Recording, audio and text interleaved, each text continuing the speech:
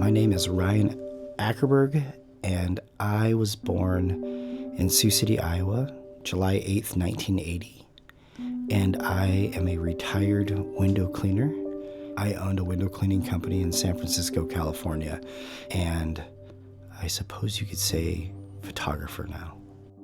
So I'm just going to take a second.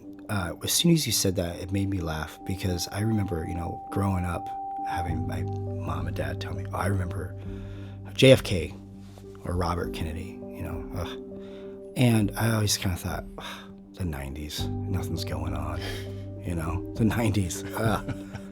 Well, I've now had an economic downturn. I've had war. I remember certain aspects that were really important. And I think because we're still so in it as far as I'm concerned, I don't think I've really taken a step back to really think like, but when you ask that question, I know immediately where I was. I was at a bar with Emily and our good friend Rob, who is an adjunct professor at San Francisco State. And he was like, hey, this COVID-19 thing's gonna be really serious. And he was a bit of a, he would catastrophize to a certain extent about certain things. And unfortunately about this, he was spot on. So I don't know, I have vignettes of memories. We had the COVID ship was docked in the Bay of San Francisco. And you would see it. These people were just on there. It was bizarre. What?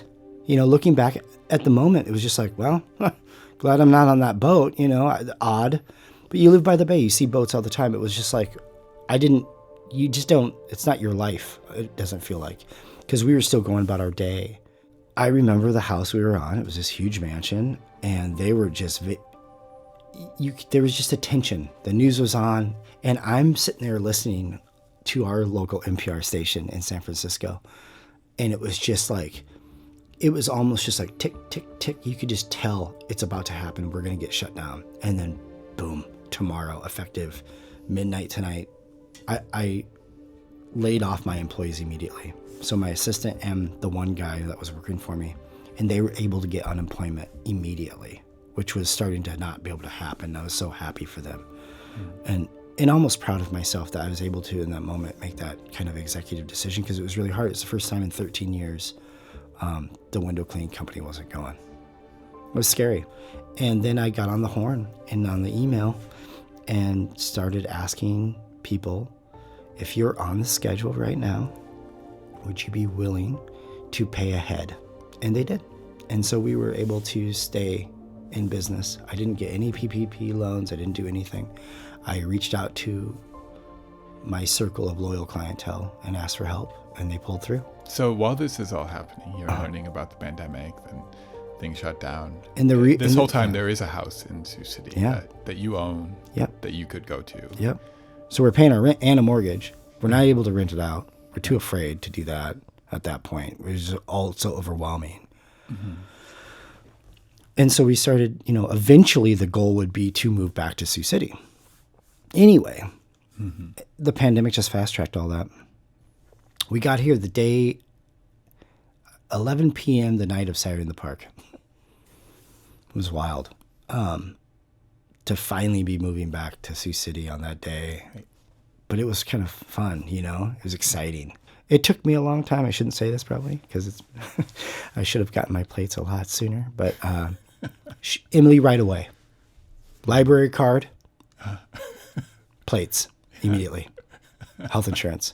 Me, I strung that. I had those California plates, Mark, forever, until it was like, hey, come on, man. You're really kind of running a risk here. I think it had been that next weekend or like a few days later even, the municipal band played in the park right by our house. And it was the first moment I was like, this is good. This is really good. Emily was excited. We had our little to-go mugs with wine in it. And we were, not that we were drinking in the park, but we may have been. And it was just like literally next door.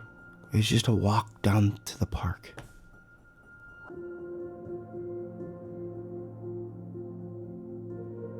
Support for Facing a Changed World an oral history of the COVID-19 pandemic, comes from the Margaret Ann Martin Everest Foundation, the Kind World Foundation, Humanities Iowa, the Friends of Siouxland Public Media, and listeners like you.